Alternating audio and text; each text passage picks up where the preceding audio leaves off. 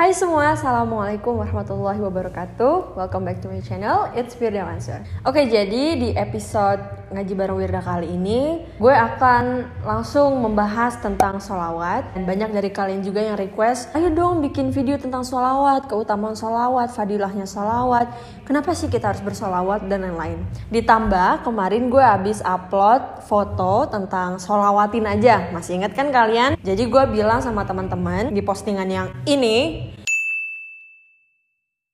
pokoknya kalau punya hajat, kalau punya sesuatu yang dipengenin, kalau lagi punya keinginan, lagi mau begitu, lagi pengen ini, pengen itu, sholawatin aja. Mungkin sebagian besar dari teman-teman masih ingat cerita gue, karena gue udah berkali-kali juga cerita tentang ini, tentang keajaiban sholawat yang gue rasakan pada saat gue pengen punya laptop. Masih ingat kan ceritanya? Tapi sedikit flashback aja, sedikit untuk mengingatkan kembali, menyegarkan otak kalian. Gue akan bercerita lagi mengenai tentang sholawatin aja.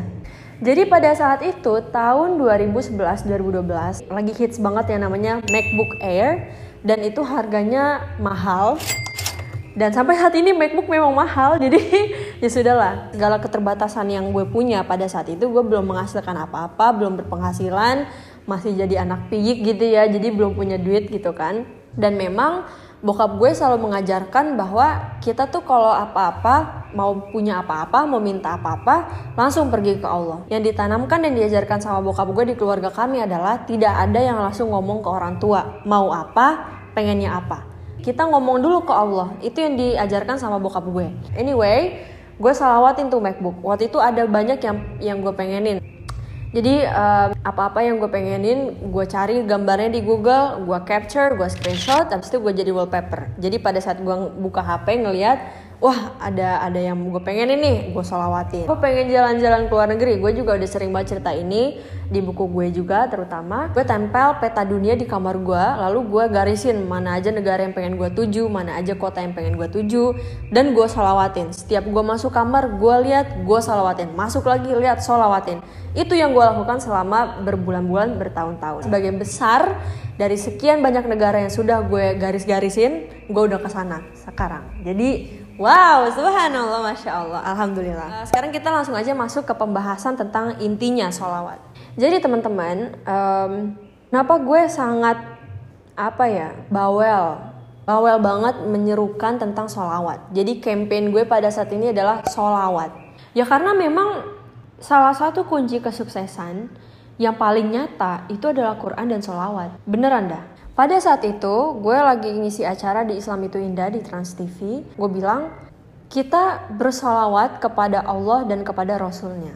Bila di dunia saja kita sudah memiliki koneksi, maka kita mau kemana aja gampang. Teman-teman nih misalkan, anggaplah teman-teman pengen bekerja di salah satu perusahaan. Jadi teman-teman pengen ngelamar nih di sini nih. Kira-kira kalau kalian punya temen yang emang udah lama kerja di situ, istilahnya orang dalam gitu ya, ini kan namanya koneksi. Kira-kira kalian bisa masuk atau enggak? Kemungkinan masuk bisa aja ya. Atau gini deh, kalian pengen masuk ke Univ A, lalu punya kenalan dosen, atau punya kenalan rektor. Kira-kira bisa masuk enggak? Logikanya secara manusiawi, secara duniawi bisa masuk. Jadi koneksi memang sangat diperlukan dalam bisnis, dalam sosialisasi, kehidupan sehari-hari, koneksi. Kita bakalan mudah kalau kita punya koneksi. Nah sekarang, bila kita bersholawat kepada Nabi Muhammad SAW dan juga kepada Allah, maka kita punya koneksi tidak hanya di dunia, tapi juga di akhirat.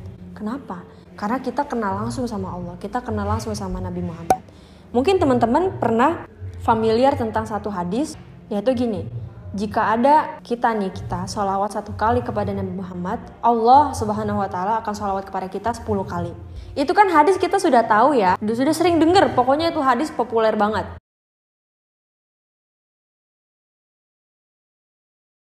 Tapi kenapa bisa hadis yang sebegitu dahsyat lewat begitu aja depan kita? Bayangkan loh teman-teman. Ini hadis menurut gue bukan hadis yang biasa, dan kita tahu, tapi mestinya tuh kita jadi gembira gitu loh. Karena mengetahui kalau kita sholawat sama Nabi sekali, Allah sholawat sama kita 10 kali. Lu tuh siapa sih? Kalau kata Firda Mansur, lu tuh siapa? Bisa-bisanya lu, kita sering bermaksiat sama Allah, kita banyak dosanya sama Allah, kita banyak kurangnya sama Allah, ibadahnya nggak usah ditanya, jelek banget. Tapi ketika kita dengan keadaan sehina ini bersolawat sekali saja sama Nabi Muhammad, kemudian Allah salawat sama kita 10 kali. Lu disolawatin balik sama Allah, Masya Allah. Kita yang banyak dosanya, Masya Allah maksiatnya bukan main, udah gitu, wah bobrok banget dah. Kira-kira nih ya, pantas apa pantas? Coba. Kok bisa-bisanya kalian tahu hadis ini tapi begitu aja gitu, lewat begitu aja kayak sudahlah gitu. Ini spesial banget loh teman-teman, asli. Jadi sholawat ini memang kekuatan yang luar biasa. Bayangkan loh, kita disolawatin balik sama Allah Subhanahu wa Ta'ala. Kita disolawatin 10 kali, Masya Allah. Apabila kita dalam sehari sholawat 100 kali, apalagi 1000 kali. Gue sangat menyukai sholawat, makanya kan hajat gue juga banyak, keperluan gue banyak, cita-cita gue banyak, impian gue banyak. Maka semakin banyak kemauan kita, semakin banyak impian kita, semakin banyak cita-cita kita, ya maka makin banyak sholawatnya. Dan banyak kontroversi sebenarnya yang mempermasalahkan postingan gue tentang kalau mau sesuatu sholawatin aja. Begini bos, cara dakwah itu beda-beda, pendekatan kita beda-beda. Memang gue ngambil dari banyak sisi ini tentang sholawat. Bagaimana caranya supaya anak-anak muda tuh demen gitu sama sholawat. Gue senang banget makanya ketika seperti Gus Azmi misalkan, atau Feve Zulfikar, atau misalkan siapa yang membuat sholawat itu terbungkus dengan cantik, terbungkus dengan indah, dengan lantunan-lantunan yang luar biasa enak didengar. Itu kan makin banyak anak muda yang mau dengerin gitu kan. Gue bersyukur sekali dengan hadirnya mereka-mereka gitu, karena ya anak-anak muda jadi makin cinta sama sholawat. Gue mungkin tidak ada basic di sholawat seperti Gus Azmi dan Feve Zulfikar. Suara gue biasa aja. Gue mungkin tidak main di tarik suara, tapi gue bisa melakukan pendekatan dengan inti atau dalamnya sholawat tuh kayak gimana sih. Nah gue lebih fokus ke situ. Nah cara menggayatnya itu seperti apa? Oke. Gue anak muda juga, gue tahu yang gue pengenin dan gue tahu apa yang gue galauin gitu kan. Anak-anak muda itu impiannya banyak, yang dia pengenin banyak. Nah cara gue berdakwah kepada mereka, pendekatannya adalah gue tahu nih, lu pengen kuliah di situ kan, gue tahu nih, lu pengen punya ini kan, lu pengen punya itu kan, yuk sholawat. Nah itu cara pendekatan dakwah gue. Jadi ini yang dimasalahin. Please dah, kita tuh suka ribut sendiri di kandang gitu loh. Yang lain mah udah melalang buana, tapi kita diadu sana sini, dan itu diadu sama kelompok sendiri. Wow. Jadi kan gue ngerasa kayak please deh, gitu kan. Jadi ya udah. Intinya cara pendekatan dakwah gue seperti itu. Dan memang gak bohong, sudah banyak testimoni demi testimoni yang terjadi. Nah kalau kalian pernah merasakan kekuatan sholawat, yuk monggo komen di bawah. Oke. So selanjutnya adalah ada juga nih ayat di surat Al-Ahzab ayat 56. Ini tentang sholawat juga. Kalian bisa buka Quran sekarang kalau mau lihat, atau kita baca bareng-bareng boleh. A'udzubillahi minasyaitonirrajim. Bismillahirrahmanirrahim. Innallaha wa malaikatahu yusalluna 'alan nabi ya ayyuhalladzina amanu sallu 'alaihi wa sallimu taslima. Ini kita sering banget denger ya ayat ini. Biasanya kalau mau azan itu suka dibacain kan. Sesungguhnya Allah dan para malaikatnya bersalawat untuk Nabi.